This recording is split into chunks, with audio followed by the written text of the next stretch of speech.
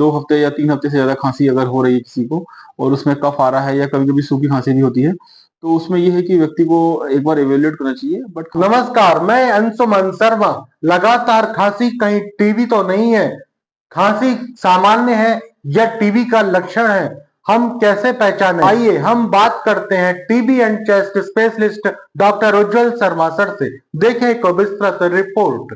धन्यवाद। मैं अंशुमन शर्मा। हमारे साथ है TB and chest specialist doctor Ujjwal Sharma sir.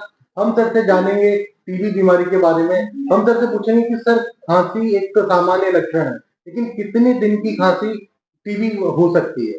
जो लंग्स की टीबी होती है, जो फेफड़े की टीबी होती है, उसमें खाँसी का मतलब जो सिम्पटम्स है वो काफ़ी कॉमन है।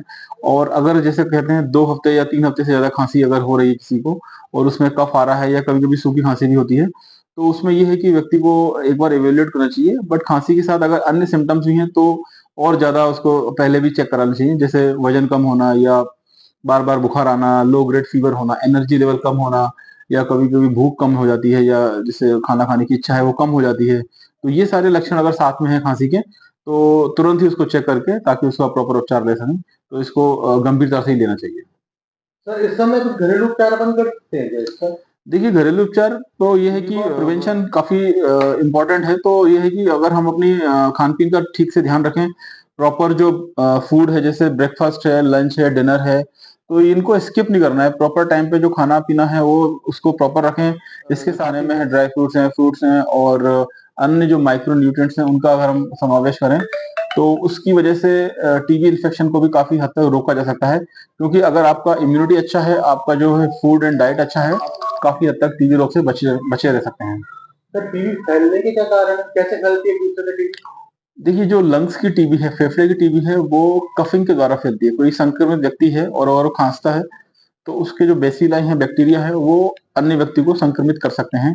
इसलिए कफ एटिकेट्स का ध्यान रखना चाहिए। जो व्यक्ति संक्रमित है, वो जब भी खाँसी करे तो कपड़ा लगा के रखे या छींके तो भी वो कपड़ा लगा के रखे। इसको कफ एटिकेट्स कहते हैं, तो इसका ध्यान रखें। इसके अलावा कई अन्य कारण भी होते हैं, तो जैसे इम्यूनिटी डाउन होना या कई इम्यूनो कॉम्प्रोमाइज़ पेशेंट हैं, जैसे किसी को डायबिटीज़ है या कैंसर पेशेंट्स हैं या किडनी पेशेंट्स हैं, उनमें जब इम्यूनिटी का लेवल काफ़ी डाउन जाता है, तो उनको भी इस तरह के इन्फेक्शन जल्दी होने के चांसेस रहते हैं। तो ये है कि जब भी इस तरह के रोग होते हैं, तो हमें तुरंत ही लक्षण के साथ पहचानना चाहिए, जैसे खाँसी आ रही है, बुखार आ रहा है, वज़न कम हो रहा है, ये इसके मुख्य लक्षण हैं और इनके द्वारा हम इसका प्रॉपर चेक करके उपचार कर सकते हैं। सर पीड़ित व्यक्ति से हमें कितने दूर रहना चाहिए?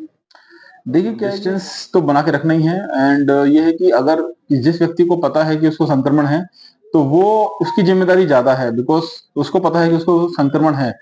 तो वो जो है क्योंकि अगर आप घर में भी हैं, आपके साथ बच्चे भी हैं, बुजुर्ग भी हैं, तो आपकी ज़िम्मेदारी ज़्यादा है। तो अगर जो व्यक्ति संक्रमित है, वो या तो मास्क का प्रयोग करे और नहीं तो जब भी खाँसी करें या छींकें तो कपड़ा लगा के रखें। और अन्य व्यक्ति जो नॉर्मल है, वो कम से कम 2 फीट 3 फीट की दूरी रखें, ताकि जो है बैक्टीरिया बेसिलस जो उन तक ना पहुँचे। फिर भी अगर आपको ऐसा लगता है कि कहीं ऐसी जगह है जहाँ पर आप हॉस्पिटल्स जा रहे हैं या कोई ऐसी जगह जा रहे हैं जहाँ आपको लगता है कि इस तरह के पेशेंट्स हो सकते हैं, तो आप भी मास्क का प्रयोग कर सकते हैं। जी। धन्यवाद। मैं अंशुमन शर्मा।